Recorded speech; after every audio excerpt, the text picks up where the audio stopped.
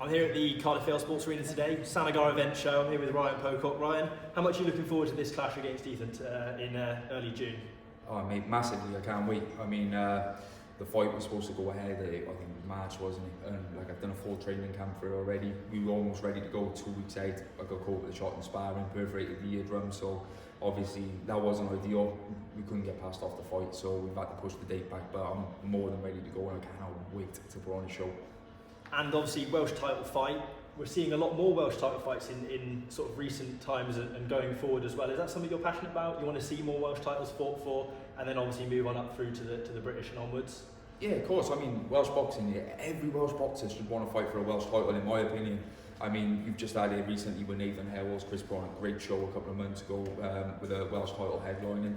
And yeah, I just feel like every Welsh fighter should want to win a Welsh title. I mean, I tried to box Morgan Jones. I think he's looked at other things. There's been talk of Ricky Rowlands, now Ethan George. So I just want to box anyone. And you know, when you put a Welsh title on the line as well, it means so much. You know, so yeah, you got to go win that before you can move on. That's how I feel it should be, and I think every fighter should want to fight for it.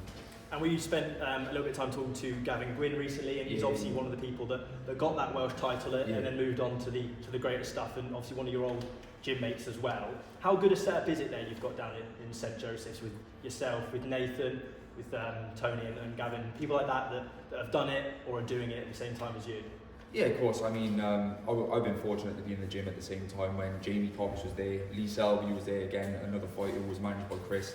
Went on to win world titles, Gavin Gwynn, now European champion, and even now Gavin's moved on, we've still got great fighters in the gym. We got Rashid Omar, who's a Welsh champion, Nathan, who's just fought for a Welsh title, you got Tozin, who's WBC Africa light heavyweight champion, Elizabeth, who's just won a WBC silver. The gym's littered with it, so it's hard not to want to follow in those footsteps. I mean, everyone's got a title. If you haven't got one, you're the one that's left out in my gym, so you've got to push on, win a title and join the crowd. And does it bring you forward? Does it make you a better boxer as well, being surrounded by those guys? You're seeing someone like Elizabeth, who everyone we spoke to said, you know, she works as hard as anyone, and the same could be said for Gavin. Yeah. Does that make you want to be better? Does that make you want to work harder? Of course it does. I mean, you can't be lazy around them because you stand out like a sore thumb. And I mean, my opinion is Tony Borg's gym is the hardest training, hardest working gym in Wales. Make no mistake about it. You'll never have a fighter come out of Tony Borg's gym who's not fit to fight. And yeah, I mean, it's hard not to train right, and I enjoy training as well. The more punishing the session, the more I enjoy it. And I don't train because I have to. I train because I want to. So that's another benefit of it as well. You know? So I'm fortunate that I just enjoy the process as well. And you and Ethan go into this one with identical records. Yeah. Somebody's always got to go. It's an exciting clash. No, both 5-1. Sorry. So you both go in the same record. Is that something that, you know, often people look at the records, they go, oh, he's got a better record, he's got a better record. You can't say that about you guys. You'll go in the ring and that'll be the decider of who's the better fighter on the night. Yeah, I mean, we're both 5-1 on paper. We both got one knockout. We both got a loss. I mean, the loss came in different ways. I was caught with a punch from the gods. Ethan was outworked and he had it stuck on him and he folded when the pressure was on. But you know, that we got very similar styles, not similar styles, but like we got similar records, similar experience, similar everything. So yeah, this will be the decider. But we're very different fighters. I'm more of a boxer mover. Ethan likes to come forward, have a scrap. He's a big puncher, big, strong.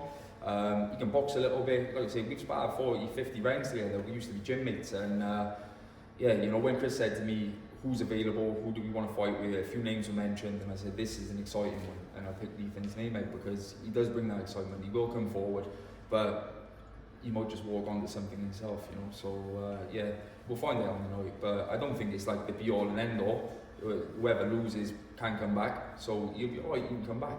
I'll be fine, I'll be moving on. But, you know. And you said he got outworked last time, and is that something you think that's going to happen this time? Is that your prediction for the fight? Do you reckon you're going to outwork him? Or is it going to be a case of outboxing him, or is it going to be a case of getting him out of there? It's one of those. I think when you're in there, you can have all the best game plan in the world, but it can fall apart really quick, you know. So what I'll do is whatever I need to do on the night. Do I think you'll fall? No, I think you'll train because he'll know from experience how fit that I'll be in that fight, and he'll know that I'll be relentless and want to come forward and I want to engage and I want to put him under pressure. So he's going to get himself super fit. So it's no secret. I haven't got that little hidden away secret from him that I'm going to be super fit. He'll try and match it. Do I think he will? No. But do I think he'll fold and be unfit for the fight? No, I don't. I think you'd be more than ready. And the last one, hopefully there'll be plenty of Welsh boxing fans watching this. What would you say to them? Give them a look down the lens, tell them why they should be buying tickets for this fight, why they should be coming down to the Vale Sports Arena, and why they should be watching the fight that's planned for June 1st. Yeah, I mean, Welsh boxing's on a high. We're flying at the moment. Chris is putting on great shows. You've got fighters like myself and Ethan ready to put it all on the line, and it's all for your entertainment at the end of the day.